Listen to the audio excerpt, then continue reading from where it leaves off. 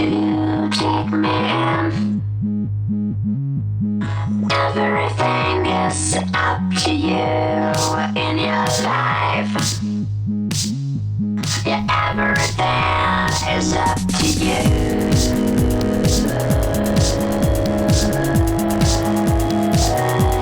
I know you.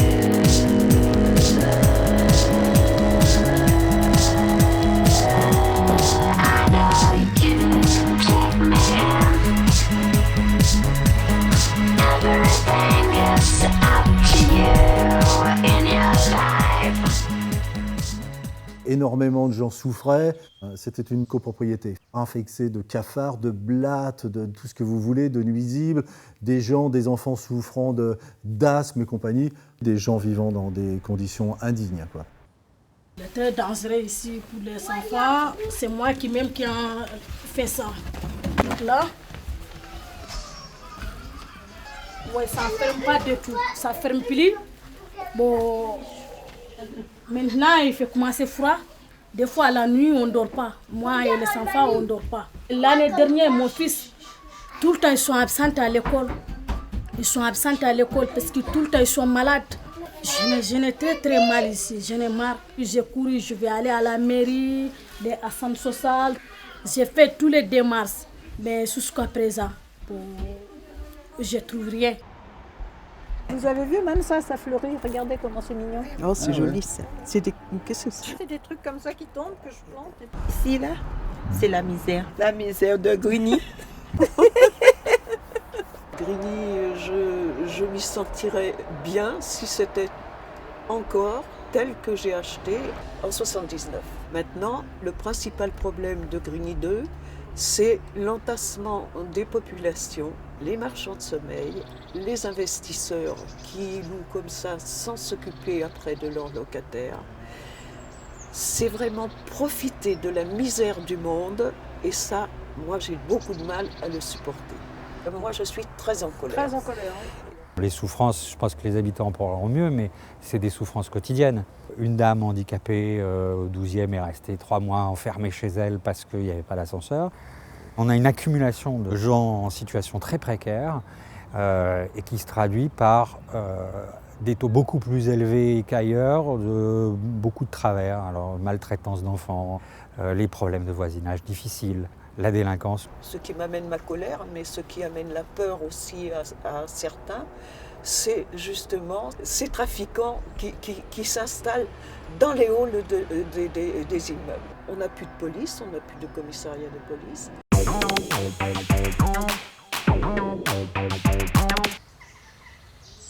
Écoutez, on en est arrivé là parce que c'était une maison individuelle, un gros pavillon. 6 logements étaient loués, 5 étaient occupés, dont 2 par des familles avec des jeunes enfants. Il a été racheté à un moment par une personne qui s'est avérée être un marchand de sommeil, a transformé ce pavillon en une douzaine de logements, a fait un minimum de travaux pour assurer ces 12 logements. Mais c'était une situation complexe. Un arrêté a été pris en 1993. Le rôle de l'ARS après la prise de l'arrêté d'insalubrité, c'est de s'assurer que les prescriptions de l'arrêté sont bien respectées. Et jusqu'à très peu de temps, rien ne s'est passé. Nous avons été élus, nous, le nouveau conseil, en 2008. Et il était clair qu'on ne pouvait laisser les choses aller comme cela. Et après renseignement, prise de contact auprès des locataires, nous avons décidé de prendre le taureau par les cornes et de prendre tous les services de l'État pour arrêter cette situation.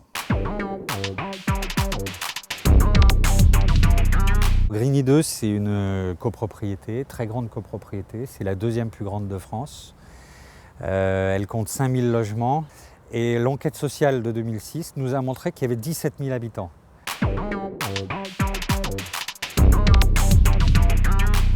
Elle a été construite, donc première livraison d'immeubles dans les années en 71, les dernières livraisons à 75. Au départ, cette copropriété, c'est plutôt une copropriété de classe moyenne, voire classe moyenne supérieure. Ça explique la très bonne tenue encore des immeubles qui ont été très bien construits. Au fil du temps, à la faveur d'un grand nombre de facteurs différents qui sont toujours un peu difficiles à identifier, La population de Grigny 2 a changé. Il y a beaucoup de facteurs qui ont pu jouer, la proximité de quartiers difficiles, le niveau élevé des charges et d'autres phénomènes moins connus. Et ce qui se passe, c'est qu'ensuite on rentre dans un phénomène de cercle vicieux où en fait des gens qui ont de moins en moins de moyens achètent et les gens qui ont plus de moyens tendent à partir. Et le phénomène s'est accéléré ces dernières années.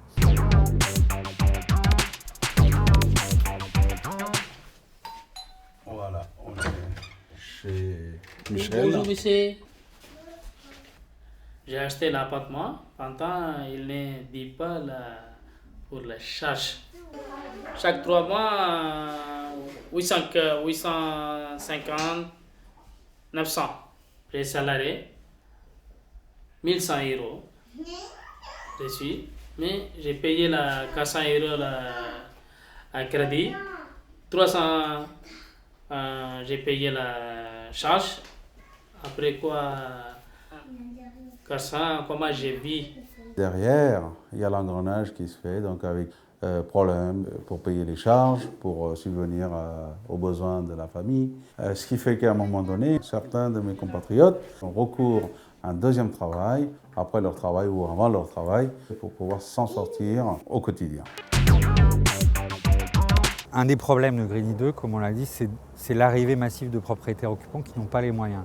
Ils rencontrent des notaires qui les informent à minima.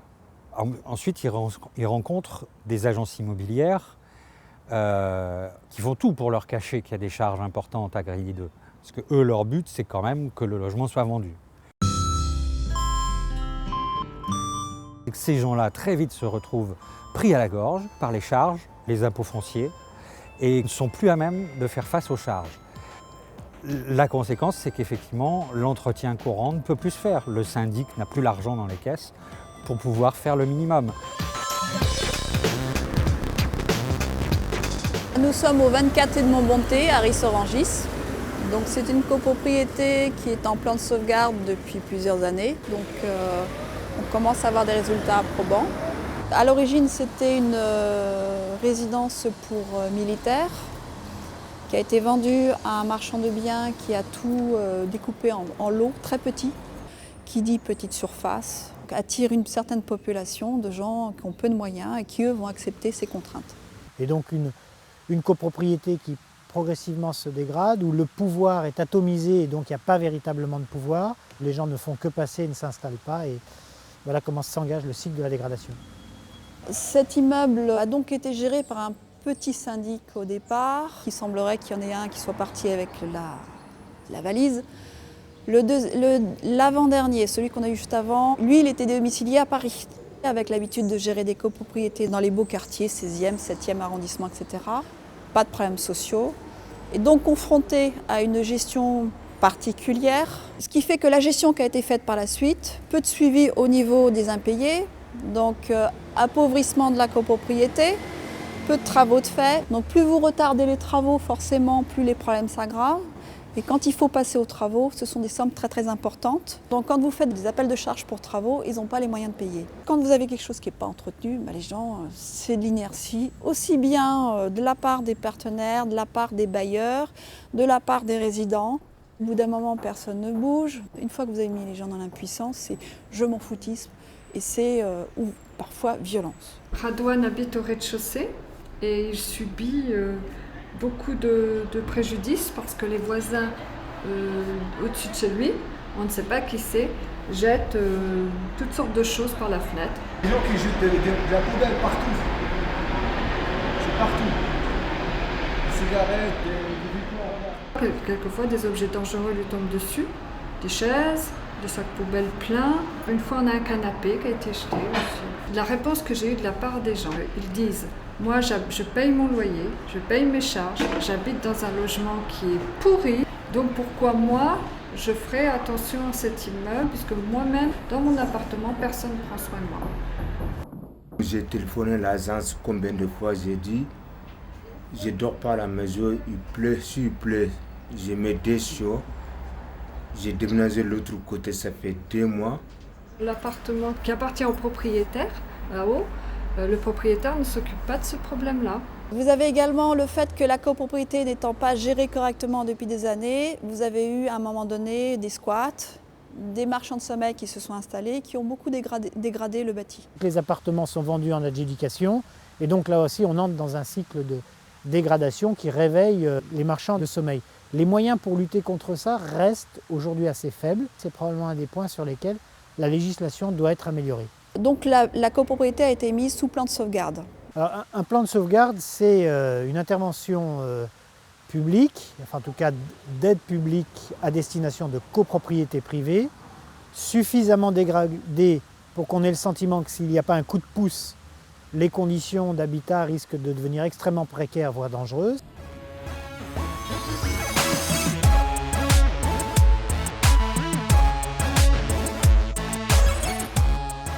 Là, on se trouve dans un des immeubles de Grigny 2 et on se dirige vers un appartement qui a été racheté par l'AFTRP dans le cadre d'une opération expérimentale qui avait été montée dans les années 2000 à l'occasion du premier plan de sauvegarde. Là, dans ces immeubles, on n'avait que des T1 et T2 qui donc concentraient toute la même population, une population plutôt en difficulté. L'idée était d'acquérir des logements le plus possible côte à côte, de les réunir en plus grands logements, de les rénover pour en faire des produits de qualité et de les remettre à la vente pour de l'accession avec des propriétaires solvables, de retrouver des grands logements pour qu'il y ait une diversité de population, pour redonner un peu une dynamique à cette tranche. Donc l'opération est en cours, la FTRP a fait un travail d'une excellente qualité et déjà les premières locations commencent. Alors pourquoi location ? Parce que le temps que l'opération se fasse, du fait de la lenteur des procédures publiques qu'on rencontre partout, la copropriété a continué à se dégrader, ce qui fait qu'au moment de livrer les logements, on n'a pas pu trouver des acquéreurs qui pouvaient acquérir ces logements dans de bonnes conditions. En ayant un propriétaire public de ces logements, on permettait aussi d'évincer, au moins pour ces logements, les propriétaires indélicats, les marchands de sommeil, qui malheureusement commencent à se multiplier sur Grigny 2.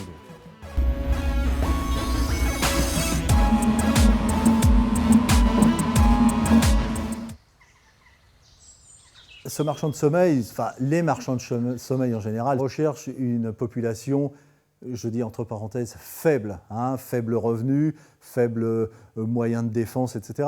La seule chose qui l'intéresse, c'est de récupérer de l'argent. Vous vous rendez compte que depuis 1993, il perçoit des indemnités directement de la CAF et des aides au logement, alors que du fait de cet arrêté, ça ne devrait pas être possible. Oui, effectivement, d'avoir fait un peu de buzz médiatique, ça a bougé. Le pôle national de lutte contre l'habitat indigne nous a sollicités et le 8 décembre 2011, quand nous avons fait la visite avec une collègue de l'ARS, eh bien, la situation était assez alarmante. Le local électrique, très accessible, inondé, avec des compteurs électriques décapotés, des fils à nu, suffisait déjà amplement à établir un arrêté d'urgence pour constater l'état de danger réel de ces logements. Nous avons dû organiser l'hébergement en urgence des 2 familles avec enfants et des 4 personnes seules de février à juillet 2012. Quand on a évoqué ce dossier de Metz et la nécessité de trouver un hébergement en urgence de certaines personnes, aussitôt le nom de la résidence hôtelière à vocation sociale, la RHVS, a jailli. Aujourd'hui, grâce aux efforts conjoints de la DDCS, de l'association Abincer et de la DDT, chaque locataire a trouvé une solution de logement durable. Écoutez, que ce soit l'ARS qui a pris l'arrêté d'insalubrité, ensuite toutes les aides qu'on a eues de la MDS, la Maison des Solidarités, il y a eu la DTT 91 du Conseil général. Là, j'avoue que tout le monde s'est mobilisé bien, vite, pour nous aider à solutionner ce problème. D'ailleurs, je vous dis, les gens sont relogés, ils sont contents, certains sont passés nous voir, ça leur a changé la vie. Le lendemain de la visite, le compte-rendu de ma visite était sur le bureau de la magistrate du parquet référente Habitat indigne pour lui permettre de lancer sa procédure.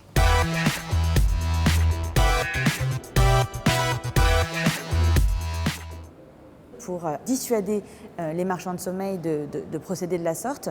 Les sanctions que l'on applique communément, c'est-à-dire celles de l'emprisonnement avec du sursis, sont peu dissuasives. Les profits qui sont générés par les marchands de sommeil sont très importants et il faut plutôt jouer sur leur terrain, c'est-à-dire celui de l'argent, en procédant à la saisie de leurs biens immobiliers avant jugement, que l'on va prendre donc dans le cadre de l'enquête, ce qui va permettre de garantir que la personne poursuivie ne va pas dilapider son parc immobilier, puisque sinon elle a le temps de revendre ses biens, si bien qu'au moment du jugement, il n'y a plus rien finalement à confisquer. La procédure qui a été diligentée à Metz, c'était la première fois que l'on mettait en œuvre ce type de dispositif à l'encontre d'un marchand de sommeil. À Grigny 2, sauf très rares exceptions qui sont anecdotiques, on n'a pas de cas d'insalubrité au sens classique du terme. On a une autre forme d'exploitation de la misère qui consiste à mettre plusieurs familles dans un même logement. En situation irrégulière sur le territoire français, donc n'ayant pas d'autre choix finalement que d'accepter ce type de situation. Des loyers entre 600 et 900 € la chambre. Si je pouvais donner un conseil à ces victimes, sachez que vous pouvez déposer plainte, n'ayez pas peur, ne craignez pas pour votre propre sort, puisque dans le cadre de ces procédures, vous ne serez jamais poursuivi pour l'entrée ou le séjour irrégulier, et vous devez dénoncer ce type de comportements qui sont totalement inacceptables. Le maire ici a été très moteur pour lutter contre ces marchands de sommeil. On a obtenu une première condamnation récemment très importante. C'était quelqu'un qui était propriétaire d'une dizaine de logements, essentiellement donc sur Grigny 2, qui est finalement le royaume des marchands de sommeil en Essonne. Il a été condamné par le tribunal correctionnel en début d'année, donc condamné à 2 ans d'emprisonnement avec sursis et à la confiscation de ses biens. C'est ce que je ne comprends pas. Ils savent qu'il y en a plusieurs. Ah ben oui, mais celui-là, il a fallu 4 ans. Mais il a fallu 4 ans parce que nous l'avons dénoncé au moins 10 ans avant que ça se faisait, ça. Et personne n'a rien fait. Donc c'est ça aussi notre colère. On aimerait aller un peu au-delà et mobiliser aussi l'Agence régionale de la santé sur une procédure encore très peu utilisée qui a été remise à jour dans le code, réécrite en 2009, et qui permettrait d'avoir, en plus de la sanction pénale, une sanction administrative lourde et une protection des occupants meilleure. Donc ça, c'est l'étape suivante qui est vraiment au cœur des problématiques.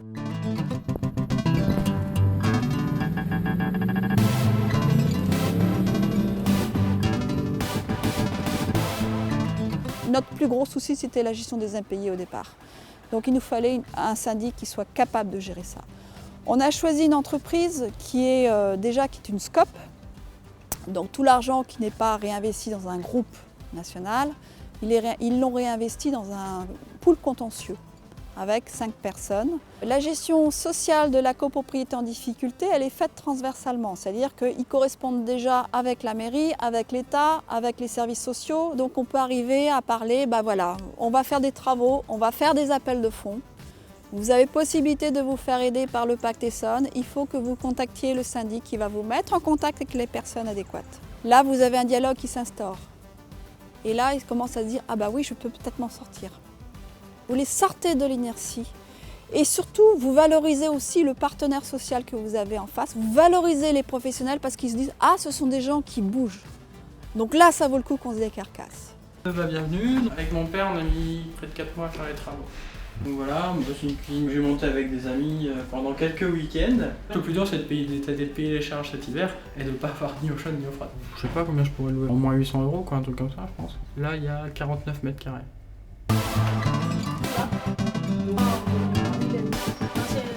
Je paye 650 € par mois, 35 mètres carrés.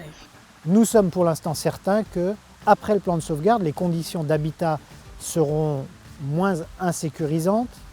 Il y aura moins de risques très concrets pour la copropriété d'incendies, de graves accidents. Donc, de ce point de vue-là, le plan de sauvegarde aura servi à quelque chose, mais on ne règle pas les problèmes de fond de la copropriété qui impliquent qu'elle soit remembrée, qui impliquent que vraiment les appartements soient reconfigurés, qu'il y ait des travaux beaucoup plus lourds. Il y a 2 options, fusion d'appartements, restructuration, intervention de nouveaux propriétaire, voire un rachat par un organisme qui ferait ce travail-là, ou une option beaucoup plus lourde qui est démolition et reconstruction sur le même site. Il y a aussi d'énormes moyens financiers à mobiliser pour redresser ça. Il faut mettre ça en regard au coût social que fait porter une telle copropriété. Je rappellerai que les émeutes de 2005 sont parties dans un quartier en copropriété dégradée. Le Chêne Pointu à Clichy-sous-Bois, ça s'est propagé dans les copropriétés alentours. En 2007 à Villiers-le-Bel, les émeutes ont eu lieu dans des quartiers partiellement en copropriété aussi. Il n'y a pas de hasard.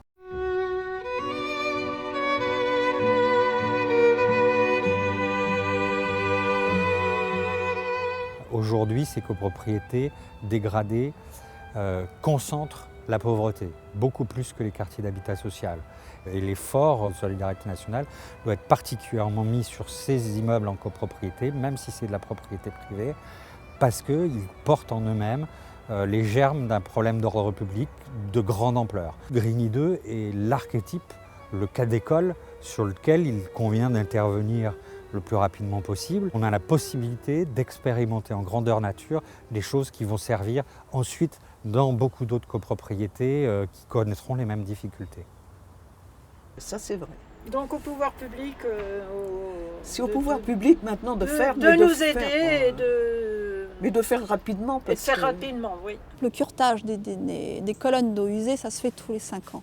Il n'y a pas obligation de le faire. Si vous ne le faites pas au bout de 15 ans, les canalisations se bouchent et vous avez des problèmes de dégâts des eaux. Arrêtons d'utiliser l'argent public pour financer le manque de responsabilité de sociétés privées.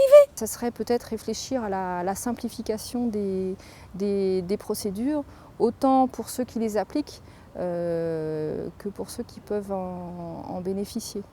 Parfois, il y a de l'urgence qui doit être traitée sur 24 heures ou sur une journée. Ça peut prendre 4 jours, quoi.